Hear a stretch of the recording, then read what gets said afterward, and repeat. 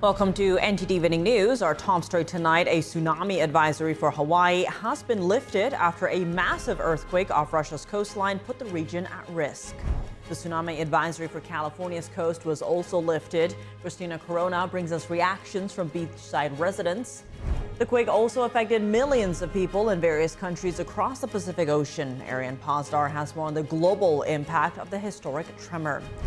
A sharp rebound in the U.S. economy as President Trump announces a flurry of new trade actions. What's in the latest GDP numbers and what's next in trade deals as the August 1st deadline approaches. Iris Tao at the White House. Former Vice President Kamala Harris announcing that she won't be running for California governor next year. What she said about the decision. Israel is now calling on other nations to help airdrop aid into the Gaza Strip. Meanwhile, a former hostage and an October 7th survivor share their thoughts on the war in Gaza. Jason Perry reports.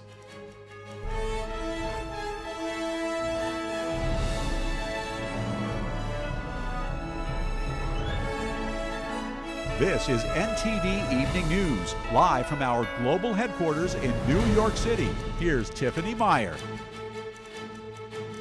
Good evening and thank you for joining us tonight. One of the strongest earthquakes ever recorded, an 8.8 magnitude quake near Russia's Kamchatka Peninsula, triggered tsunami alerts across the Pacific.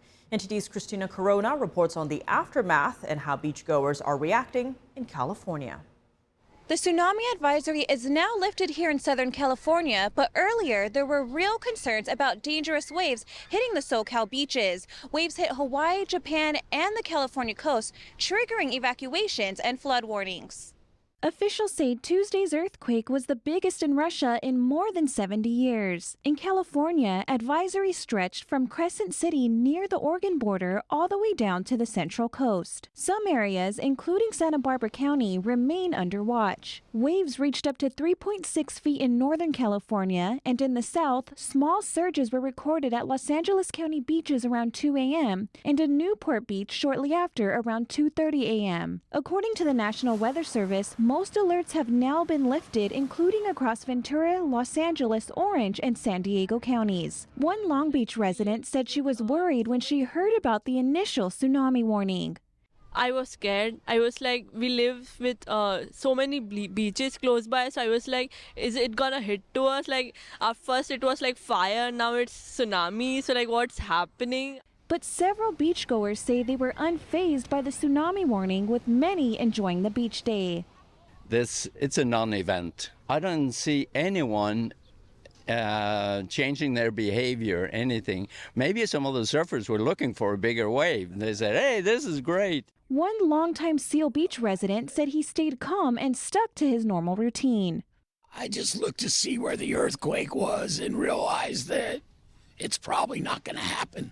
Yeah, I mean, I'm doing what I do every day for the last 5 or 7 years or so, and it didn't change what I did this morning anyway, in any way.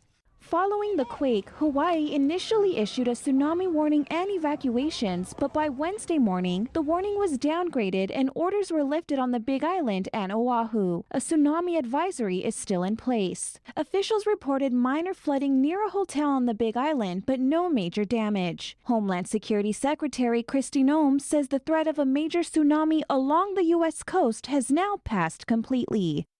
Well, things seem to be getting back to normal here in Seal Beach, with lots of people out walking and fishing on the pier, and many are back out in the water, surfing like it's any other summer day.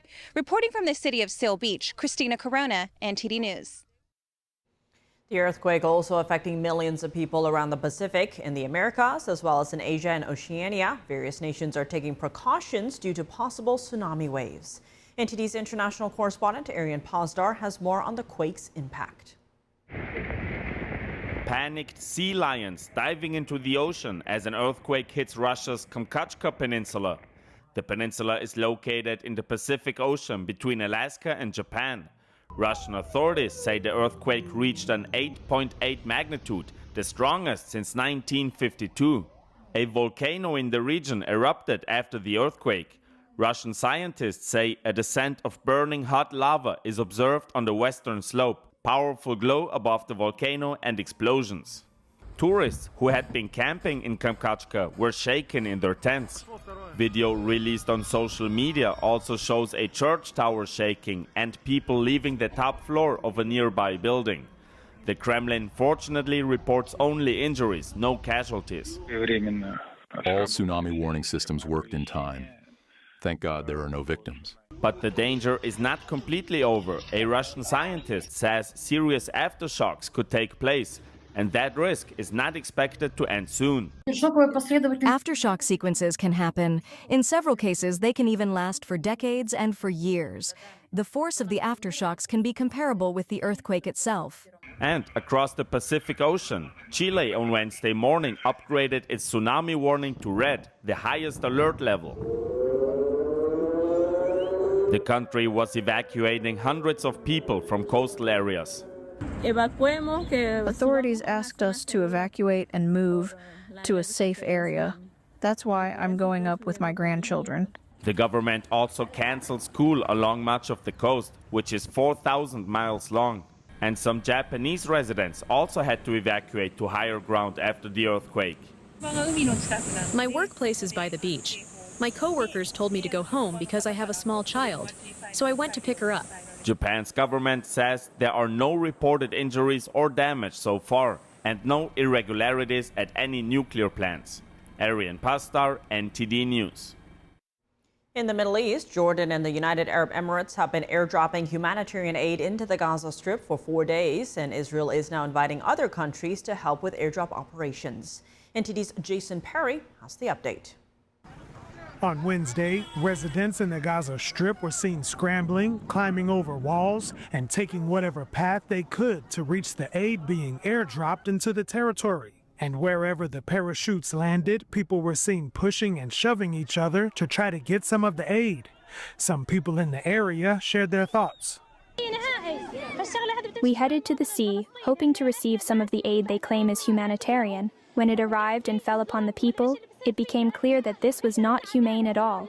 This is what I was able to get, mixed with sand, rice, mixed with sand. I collected it from the sand. We will clean it and eat it to satisfy our hunger. On the same day, Israeli Prime Minister Benjamin Netanyahu said in a post on X that Israel had secured the skies and, quote, any country that truly wants to help is welcome to join us.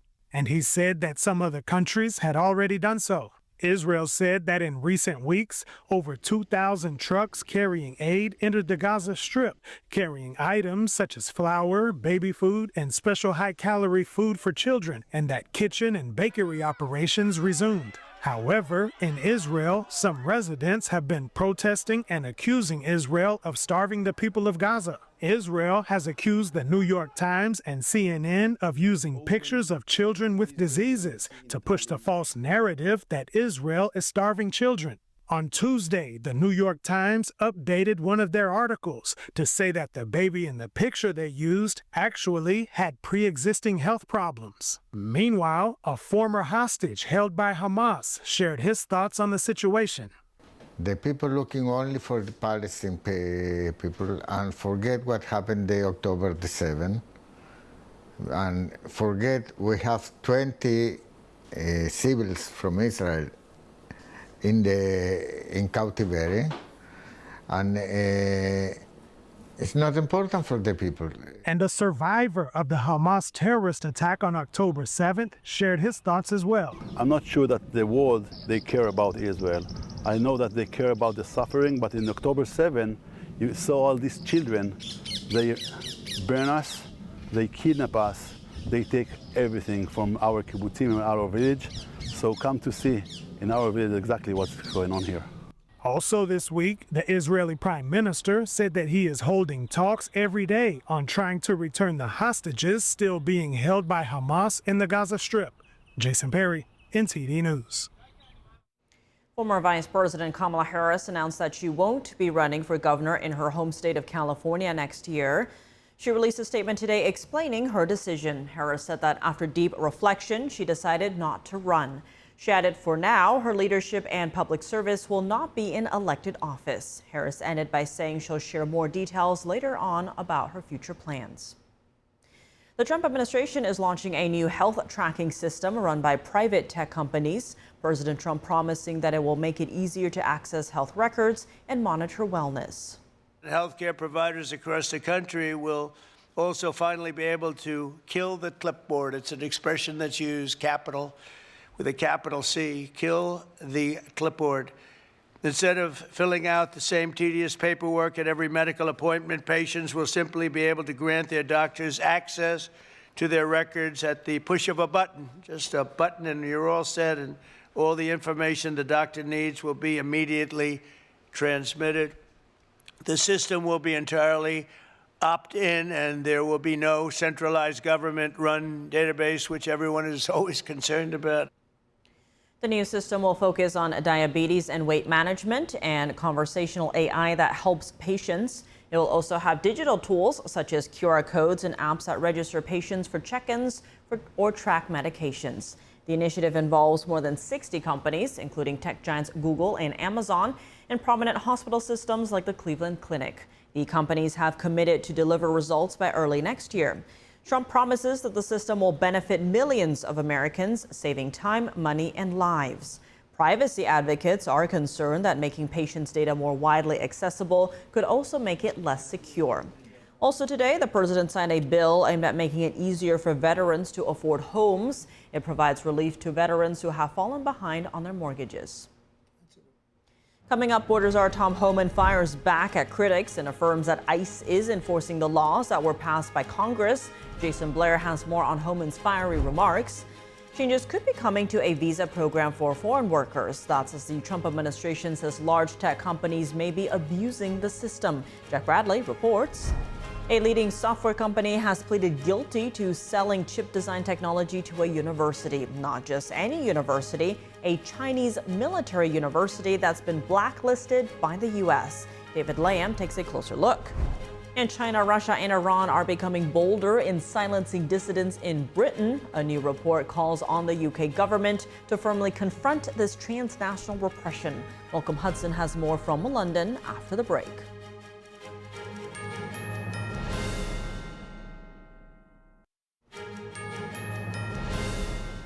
Welcome back. I'm Tiffany Meyer. As fresh numbers show a surge in U.S. GDP, President Trump announcing fresh trade actions while again urging the Fed to cut rates. But the central bank holding the rate steady today, citing concerns about prices. NTD's White House correspondent Iris Tao has more. We smashed all expectations. As the U.S. economy surges by 3% in the second quarter, topping market estimates, President Trump calls now the dawn of America's golden age. Consumer spending is up, business investment is way up, domestic manufacturing is way up. The economy sharply rebounded April through June after a contraction in the first 3 months this year. While the administration calls it a win, Democrats point to a 3% drop in business investment.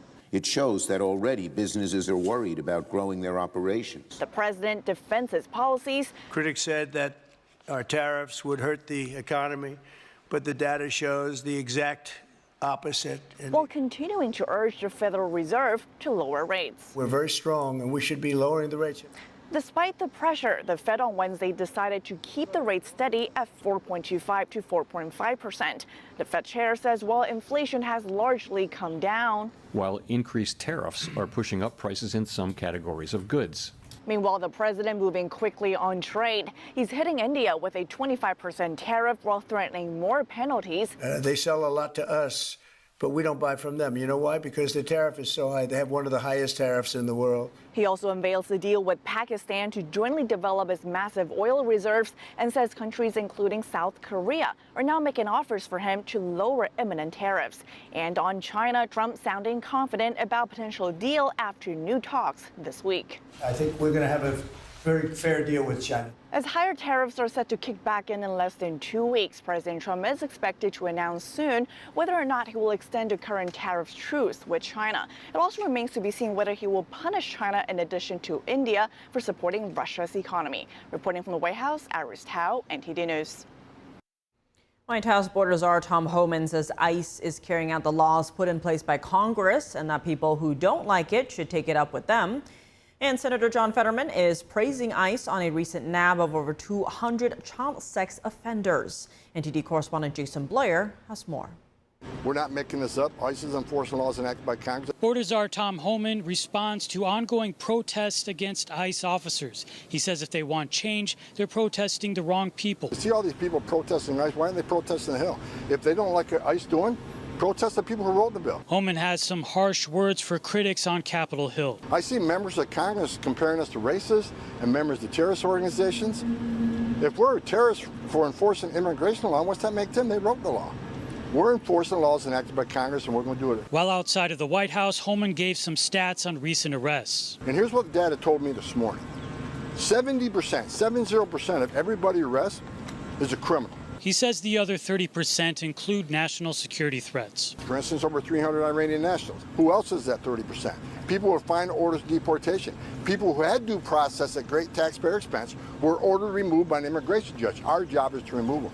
There's also gang members. Homan also says illegal immigrants are hindering things for aspiring legal immigrants. While we're arguing about this, there are millions of people standing in line, taking their tests, doing a background investigation, paying their fees, sitting in the back seat, while millions of people in the Biden administration cheated the system. Based on immigration court data, nearly 9 out of 10 of those so-called asylum seekers end up with an order of removal. Because there are thousands of people in this world that really do need our protection. They're sitting in the back seat, while millions of asylum cheaters cross the border in Joe Biden. Pennsylvania Senator John Fetterman says he doesn't agree with all of ICE's actions and tactics. However, he praises ICE for arresting over 200 illegal immigrant child sex offenders in Houston over the span of 6 months. Fetterman writes on X, "This makes our nation more secure and all our children safer." President Donald Trump praises ICE on Truth Social and says that ICE is recruiting. Trump writes, "Our brave ICE law enforcement agents are getting the worst of the worst criminals out of our country. We need more courageous men and women to make America safe again. Join ICE now. We will take great care of you just like you take care of us." Reporting in Washington, D.C., Jason Blair, NTD News. The Trump administration is proposing changes to H-1B visas. That's as the administration says tech companies are taking advantage of the visa program to hire cheap foreign labor. NTD's Washington correspondent Jack Bradley has the details. The Trump administration is considering changes to the H-1B visa system, which allows foreign workers to be employed. Now, this comes amid concerns that U.S. tech companies are laying off American workers to hire foreigners to do the same job, but pay them much less. Microsoft, for instance, laid off around 9,000 workers in its latest round of layoffs this year. And government data shows that the company received nearly 9,500 H-1B visas just last year. NTD reached out to Microsoft for comment, but hasn't heard back. Vice President J.D. Vance raised this issue recently on the All In podcast. Take a look. You see some big tech companies where they'll lay off 9,000 workers and then they'll apply for a bunch of overseas visas. And it maybe was Microsoft. It was Microsoft. That fired, I think, 9,000 people. Right. And then I was like, wait a second. Record profits, record market cap. And it's not just Microsoft. Many other leading tech companies have also received thousands of H-1B approvals just last year, like Google, Amazon, Meta, and Tesla. Now, those concerns were echoed by Florida Governor Ron DeSantis on Monday. For example, you have some of these tech companies, they're laying off all these American workers, and then they're importing H-1B visa people to work for cheaper. I think that's a total scam. And then they do chain migration from the H-1B. So the H-1B is bringing in other folks. And it's almost like indentured servitude because you can't leave the company. And earlier this month, it was found that Microsoft has been employing engineers in China to provide tech support to the U.S. military. Secretary of Defense Pete Hegseth confirmed that the DoD has been using China-based workers for its cloud services. He called it a potential vulnerability for the U.S. military's cybersecurity. It turns out that some tech companies have been using cheap Chinese labor to assist with DoD cloud services. This is obviously unacceptable, especially in today's digital threat environment. When light of this information came out, Microsoft, which is a major contractor of the U.S. government, said that it will stop employing Chinese-based engineers for U.S. military projects. That same day, Hegseth came out on July 18th saying that he would launch a review to ensure that this isn't happening in other parts of the Defense Department. Reporting by Jack Bradley, NTD News.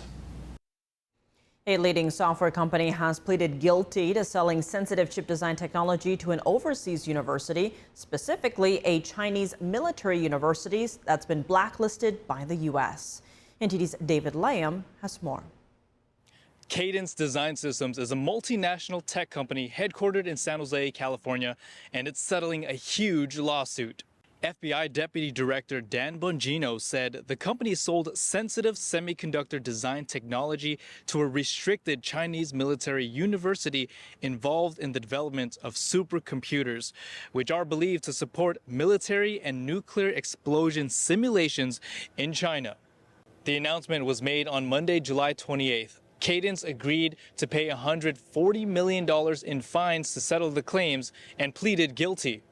Lawyers said that from 2015 to 2021, employees of Cadence's China-based subsidiary sold and installed hardware to China's National University of Defense Technology without a license to do so and knowing that the U.S. blacklisted the university. The university is established and supervised by the Chinese Communist Party's Central Military Commission.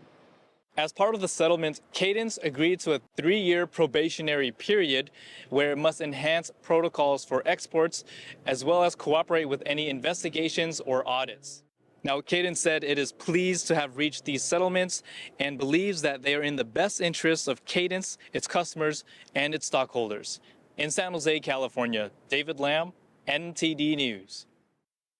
Foreign countries are becoming bolder in their attempts to silence dissidents in the UK. A new report calls on the British government to take stronger action against transnational repression, highlighting China, Russia, and Iran as the worst offenders. NTD's international correspondent Malcolm Hudson has more for us from London. British politicians are concerned that foreign states are persecuting people in the UK. It's called transnational repression, where repression is exported to other nations. In a new report, the UK's Joint Committee on Human Rights said this repression is growing and is seriously affecting those targeted here. The report highlighted China, Russia and Iran as the worst offenders. Hong Kong authorities last Christmas placed a $1 million Hong Kong dollar bounty on the then 19-year-old Chloe Chung. She lives in Britain, 6,000 miles away from Hong Kong.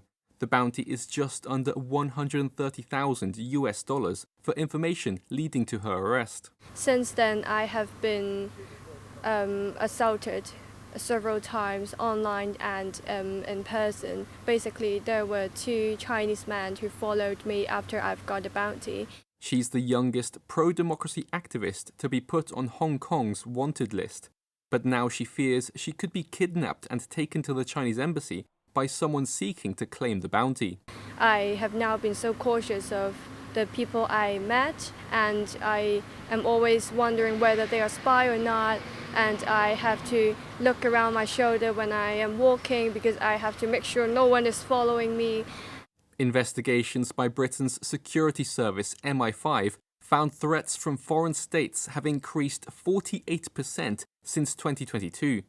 Parliament's Intelligence and Security Committee warned that Iran had attempted to kidnap or murder at least 15 UK-based people in the same period, while Russia has targeted dissidents, including the attempt to kill Sergei and Yulia Skripal with the nerve agent Novichok in 2018. The report also highlighted evidence tied to a string of other countries, including India, Rwanda, Pakistan, Egypt, and Saudi Arabia. That said, the report said China conducts the most comprehensive campaign of any foreign state operating in the UK. Well, as the report suggested, I think China should be on the enhanced tier of the foreign influence registration scheme, like Russia and Iran. This would put Chinese agents under much greater scrutiny to stop political and economic interference. Lord David Alton, chairman of the committee behind the report, said they want to see a 2-pronged approach from the government. He called for support and protection for individuals and communities most at risk, and said that transnational repression needs to be prioritised in international diplomatic relations. A British Home Office spokesperson said they take the threat of transnational repression extremely seriously and will not tolerate it, saying the government is already taking action to strengthen the UK's response. Malcolm Hudson, NTD News, London. What can Americans do to take back control of their personal data, and how is the big tech lobby in Washington, D.C. impeding data privacy efforts? Hear from Joel Thayer, president of the Digital Progress Institute, tonight on Capitol Report with Steve Lance. Why he says China is obsessed with collecting data. That's at 7 p.m. Coming up, new details about Monday's shooting inside a Manhattan office, where the shooter worked and how he got his gun. Retired FBI Special Agent Greg Schaefer joins us to give his assessment of the events that led up to the attack and the response. And senators are pushing forward on President Trump's nominees. Last night, 2 more were confirmed. Melina Weisskopf brings us details on that when we come back.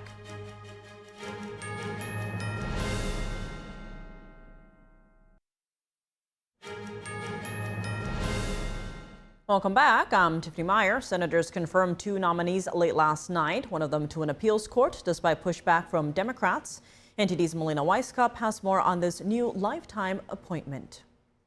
Emil Bove is now serving on the bench for the Third Circuit Court of Appeals. He's a former lawyer for President Trump. He also worked on several of President Trump's legal cases over the past few years, but also at the start of this Trump administration, he worked in a leading role at the Department of Justice, which is where the controversial arguments around his nomination actually stem from. So there are several whistleblower allegations that accuse Bove of ignoring a court order that attempted to block President Trump's deportation flights, but there's also a separate allegation that accuses him of playing a role in dropping New York City Mayor Eric Adams' corruption charges because they wanted to get help from Eric Adams on the immigration front. Now, Democrats say Republicans should not have rushed this nomination without first dealing with those allegations, but Republicans say they have dealt with them. Here's both sides.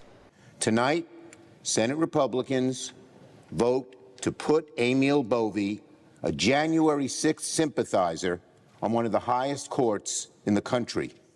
They crafted litigation strategy as wrongdoing, even discussions that reflected the government's official litigation positions, some of which prevailed on appeal. These documents then give no reason to delay this nomination. 2 Republicans voted with Democrats to oppose the Bove nomination. In a separate confirmation last night, where senators confirmed Trump's pick to serve as the new CDC director, there were no Republican defectors. Susan Menarez is the first CDC director to not hold a medical degree since the 1950s, though she does have a doctorate degree in microbiology and immunology. Democrats say one reason why they opposed her is because she would not say in her confirmation hearings if and where she disagrees with the Health and Human Services Secretary. Though she did explicitly say she supports vaccines, she told senators that her goal is to return the CDC to a focus of tackling infectious diseases. Reporting from Washington, D.C., Melina Weisskopf, NTD News. And we are learning new details about Monday's shooting inside a Manhattan office. The man who killed 4 people before killing himself worked in the surveillance department of a Las Vegas casino. Authorities say 27-year-old Shane Tamura didn't show up at work for his usual shift Sunday at the Horseshoe Las Vegas. Instead, he got in his car and drove across the country to carry out the shooting in New York City. Caesars Entertainment, which owns the Horseshoe, confirmed Tamura's employment, but has yet to disclose the nature of his role or whether he was authorized to carry a gun. As investigators work to uncover a motive, questions are being raised about how a man with a documented history of mental health problems ended up working in one of the most security-sensitive jobs in Las Vegas. The NYPD commissioner says Tamura used a semi-automatic firearm in the attack. The weapon used, an AR-15 style assault rifle, was assembled by Mr. Tamura using a lower receiver purchased by an associate. We have located that associate and others, and will be questioning him about that purchase. This is part of a larger effort to trace Mr. Tamura's steps from Las Vegas to New York City. Investigators say the suspect apparently was targeting the NFL's headquarters located in the skyscraper where the attack took place. A note found on Tamura's body claimed he suffered from CTE, a brain disorder linked to head trauma, which has impacted some football players. Joining us now is former U.S. Coast Guard officer and retired FBI Special Agent Greg Schaefer. He's the principal and chief operating officer for the Active Shooter Prevention Project. Greg, thank you so much for joining us. Great to have you here. First, with what we know so far and your own background in active shooter prevention, what's your assessment of the events that led up to this terrible attack and the response? Well, you know, Park Avenue is one of the most affluent addresses in the nation, or in the world even. And we've seen that the access control in the building seemed to be very good. But we've all seen that photograph of the shooter walking in what looks to be a middle of a courtyard, and in his right hand he's carrying an AR-15 in plain sight. Let's talk about prevention. Had the camera that caught that image had any artificial intelligence programs in that system, it would have picked up that firearm long before he entered the building. With the AI system in the camera, they get advanced notification that someone's in the courtyard, or somebody's approaching the building, or somebody is in the middle or outer perimeter of that building, approaching it with a deadly weapon. Then that notification could have been sent out to the security guard, to the police officer in the lobby, and to all the tenants of the building to shelter in place. So, you know, again, we need to get in front of these shootings and look at, and it's a big paradigm shift, we need to look at how to stop these before that first shot rings out. Everyone's talking about response and the police response, and you know, how do we end these things? Well, how do we stop them from happening, you know, before the first shot rings out? And I think prevention with an AI system and cameras goes a long way to get that advanced notification, which is critical in these kind of incidents. Digging into that a bit when it comes to, say, AI in camera systems, some, especially privacy advocates, would worry about privacy, where that's being collected, how that's being implemented. What would you say to those type of concerns? Well, it's definitely a slippery slope. Don't get me wrong. I'm not a big fan of putting, you know, cameras on every street corner. But in a courtyard like this building had, there's no expectation of privacy in that courtyard. And to have that AI in that the cameras are already there. So the invasion of privacy that people are concerned about, that already exists. All the AI does is it can help, you know, again, notify those people in the building of a potential threat or a risk as it materializes real time. So I don't think that having AI in the camera is any further along the invasion of privacy scale that people are concerned about. And I think in this instance, it really would have saved those lives of those individuals that were shot and killed had an AI system been in place and been able to get the advanced notification to the building that he ultimately entered. Again, they have a really good inner perimeter access control security ring, but they got to expand that security ring out to both the middle and outer perimeters to get that advanced notification. And Greg, when it comes to police perception, do you see this shooting changing the public perception of the police force in blue cities like New York, which have pulled funding from the police force in the past? Well, you know, as far as gun control goes, you know, New York City's got one of the tightest gun control policies in the world, and yet, you know, he still gets his hand on an AR-15. So, you know, criminals don't obey the law. They never will. They never have done it. So they'll get their hands on weapons somehow. Again, the police response on this was great. You know, they had a police officer in the lobby. Unfortunately, he was shot and killed. But again, that advanced notification, I think, would have notified that police officer that, you know, there was an individual approaching his building with an AR-15. That police officer could have then taken a position of cover and then engaged the shooter as he stepped in the front door. So, you know, I think we have a long way to go before we have that mindset change and that paradigm shift in how we think and how we approach these shootings in getting in front of the shooting, what we call left the bag. Let's focus on things that happen before the first shot rings out and not focus so much on the response and what happens after the first shot rings out. Because once that first shot goes off, people are dying. And expanding on that a bit, there is the mayoral election coming up with surprise Democratic primary winner Zohran Mamdani sidestepping questions in a presser today about his past stances on defunding the police and disbanding the NYPD Strategic Response Group. That was the group that responded to the incident Monday night. What would you say a city should assess before making cuts to a law enforcement unit or disbanding it completely? Yeah, I'm almost hesitant to even respond to that question because I think that Mandami's policies and his thoughts on disbanding that individual police group, police division, as well as cutting funding for the police department, that is it's ludicrous. It's absolutely ludicrous, especially when you look at the crime rates that are happening in New York right now. So for any person to be able to say they want to cut the police force and cut their funding in a city such as New York during this time frame of increased violence, increased really the subway systems, the sidewalks, you can't walk at night.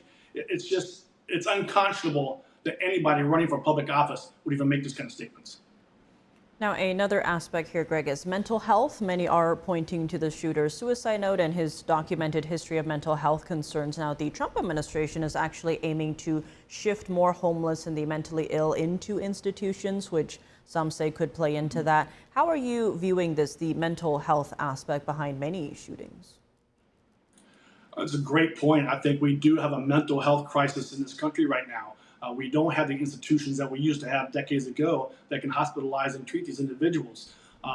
Again, one of the questions that was pointed out early in this show today was how did an individual with known mental issues become a security guard?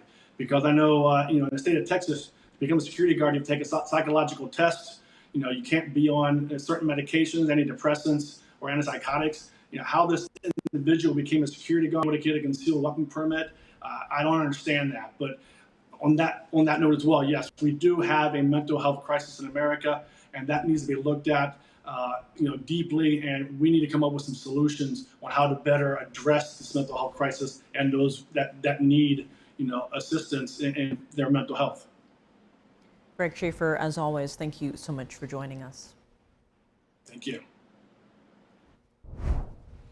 Coming up, a dad from Oregon creates an app that connects families with teachers, and he says the education outcomes are amazing. Hear his conversation with Arlene Richards. And in baseball, the Yankees get some much needed help in the absence of Aaron Judge. Dave Martin joins us to discuss when we return.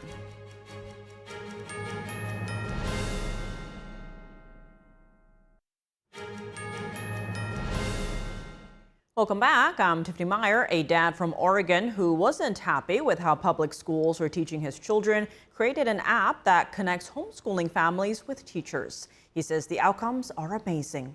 NTD's Arlene Richards spoke with James Basinius, the founder of Edify. James Basinius, a dad and father from Oregon, said he wasn't too happy with how his children were being educated in public school. And since his wife and 4 sisters were all homeschooled, they decided to do the same for their own children. About 15 years ago, we decided to hire a couple of wonderful teachers directly.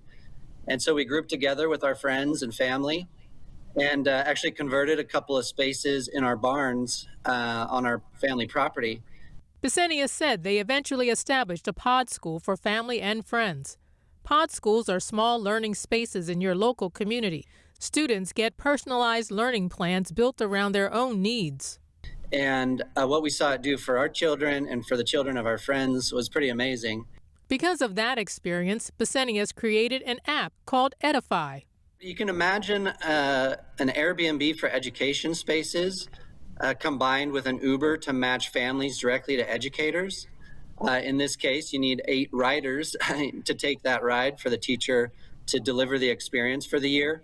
And it's the first 3-sided marketplace that brings those variables together. So to solve in-person education, you need a place to meet, you need families, and you need teachers.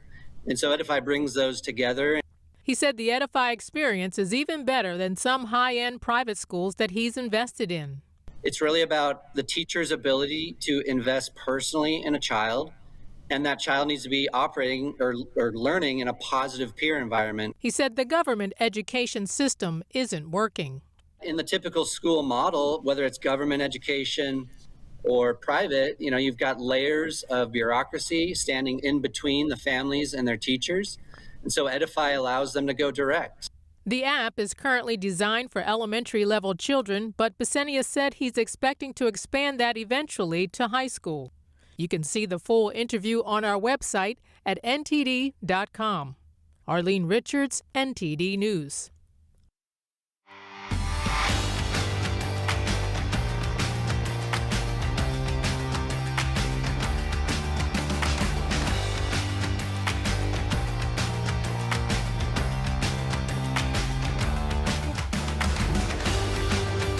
Now for your sports news, we're joined by NTD's Dave Martin. Dave, plenty going on today for one year back, but let's start with some sad news, actually. 31-year-old former Olympian biathlon champion Laura Dahlmeier died in a tragic mountaineering accident Wednesday.